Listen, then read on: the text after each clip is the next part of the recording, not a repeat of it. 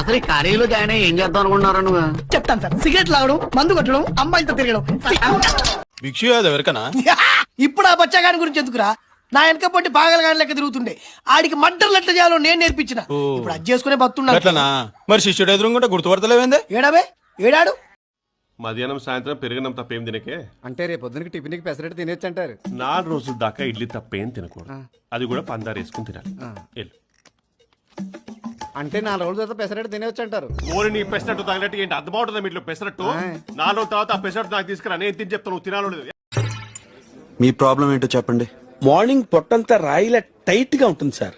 అది నాకెందుకు చెప్తున్నారు? మీరే కదా సార్ నా ప్రాబ్లం ఏంటో చెప్పమన్నారు. నా ఉద్దేశం అది కాదు. నాతో ఏం మాట్లాడదాం అనుకుంటున్నారు? చెప్పుకోవాలంటే చాలా ఉన్నాయి సార్. ఏం చేస్తుంటారు మీరు? రేడియో వింటాం, స్టాంప్ కలెక్షన్, కలం స్నేహం. నేనన్నది బ్రతకడానికి ఏం చేస్తుంటారు? తింటుంటాను సార్. ఎవరిని? నన్నా?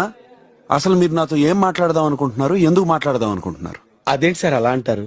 సాయంత్రం ఎందుకు చీకటి పడుతుందంటే ఏం చెప్పమంటారు? మీకు పెళ్ళయిందా? ఆ, మిమ్మల్ని మీ వైఫ్ వదిలేసి ఎంతకాలం అయింది? మీకెలా తెలుసు సార్?